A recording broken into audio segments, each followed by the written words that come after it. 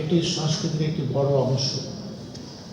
Rainbow film society আন্তর্জাতিক চলচ্চিত্রকে তুলে ধরছে এবং আমরা তার সাথে আছি, থাকবো এবং ভবিষ্যতেও থাকবো, সব ধরনের সহযোগিতা করার চেষ্টা করব। এবং আমরা আশা করি আমাদের মতো আরও অন্য অর্গানাইজেশন তারাও এটা সম্পৃক্ত হওয়া উচিত এবং এটাকে একটা বড় মাপে নিয়ে যাওয়া উচিত। ধন্যবাদ সবাইকে। Good morning. I am Edith Kadoay. I'm a journalist.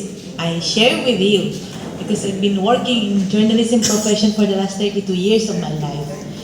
And this is my first ever to join film festival because I just joined the film industry last year, and it involves a documentary. And the first impression about Dhaka, they say last night, welcome to Dhaka and welcome to Dhaka traffic. I say the feeling is mutual.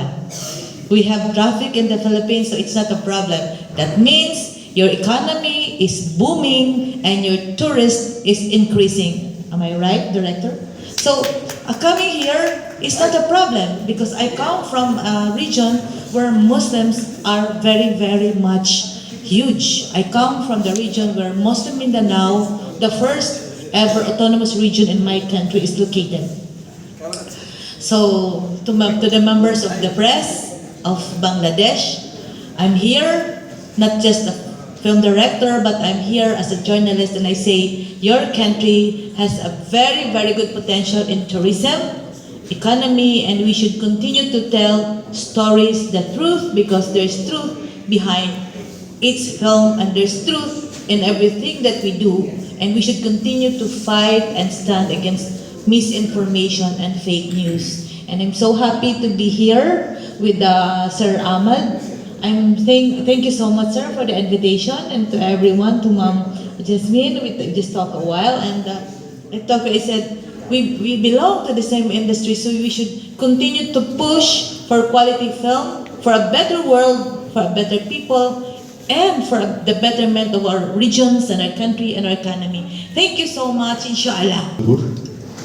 এবং আমি আন্তরিক ধন্যবাদ জানাই যে আপনারা আমাদের সাথে যুক্ত হয়েছেন এবং সংবাদ পরিবেশনের জন্য এখানে কষ্ট করে এসেছেন। আসলে ঢাকা আন্তর্জাতিক চলচ্চিত্র উৎসব আমি মনে করি যে মানুষের মতোই দুটো পায়ের উপর দাঁড়িয়ে আছে। একটি পা হচ্ছে মানুষের ভালোবাসা, যারা চলচ্চিত্র ভালোবাসেন, আরেকটি পা হচ্ছে সাংবাদিক বা গণমাধ্যম কর্মী। কারণ এটা অনেকটা ব্রিজের মতো কাজ করে, সেতুর মতো কাজ করে।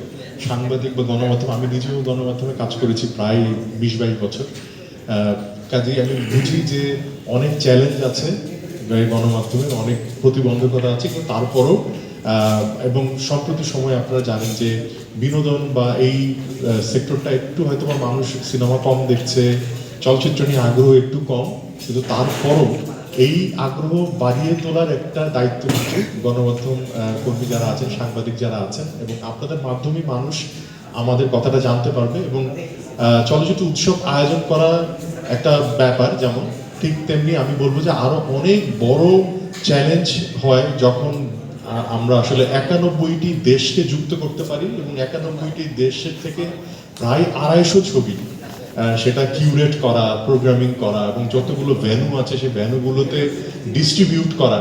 শুধু তাই না, নতুন ভেন্যু হিসেবে কক্সবাজারকে যুক্ত করা এবং এই যে একটা ভিশনকে সামনের দিকে নিয়ে যাওয়া, এই সমস্ত কিছু আমাদের এই যে স্বপ্নের সারথি হওয়ার একটা জায়গা কিন্তু মানে তৈরি হয় এই গণমাধ্যমের দ্বারাই। সংবাদ সম্মেলন করতে পারি, যে গেস্টরা আসবেন তাদেরকে নিয়ে, বা কিউএনএ সেশন থাকবে স্ক্রিনিং এর শেষে, সেগুলো আপনারা আশা করি যে কভার করবেন এবং আপনাদের মাধ্যমে আমরা আরো অনেক বেশি মানুষের কাছে পৌঁছতে পারবো।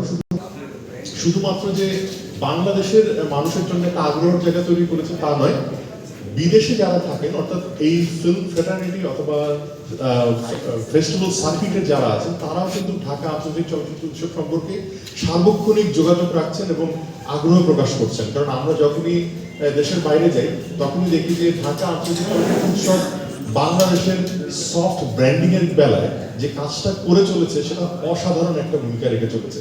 কারণ বাংলাদেশে চলচ্চিত্র উৎসব বলতে ঢাকা আন্তর্জাতিক চলচ্চিত্র উৎসব কি মানুষ চেনে এবং জানে, এবং তারা সার্বক্ষণিকভাবে আগ্রহ প্রকাশ করছে যে এবার তোমরা কয়টা ছবি দেখাচ্ছ, এবার কতগুলো দেশ সম্পৃক্ত হচ্ছে। কাজেই আমি মনে করি এই আমাদের যে যাত্রা, সেই যাত্রা অব্যাহত থাকবে এবং সেই যাত্রার সারথি হিসাবে আপনারা যে আমাদের সাথে আছেন, এটা একটা চমৎকার এবং অভূতপূর্ব ব্যাপার। সেজন্য আন্তরিকভাবে ধন্যবাদ জানিয়ে শেষ করছি। বা বাংলাদেশ প্যানোরামা ট্যালেন্ট সেকশন আছে, এটা সবগুলোই ইয়াং ফিল্ম মেকারদের নিয়ে। আর আমাদের ফিল্ম শোগুলো তো free, first come first serve basis. সব জায়গায় এই বাচ্চাদেরকে আমরা বা স্কুল স্টুডেন্ট বা কলেজ স্টুডেন্টকে আমরা ইনভাইট করি। Stanford university one of venue, তার স্টুডেন্টরা সবাই দেখবে এরকম একটা ব্যাপার। তো আমরা সব প্রতিনিধিদের সব ক্ষেত্রেই কিন্তু আমরা ইয়াংদেরই আমরা বেশি প্রেফার করি। তাদের ফিল্মও থাকে, তাদের অনেক ছবি আমরা অ্যাকোমোডেট করি ফেস্টিভ্যালে।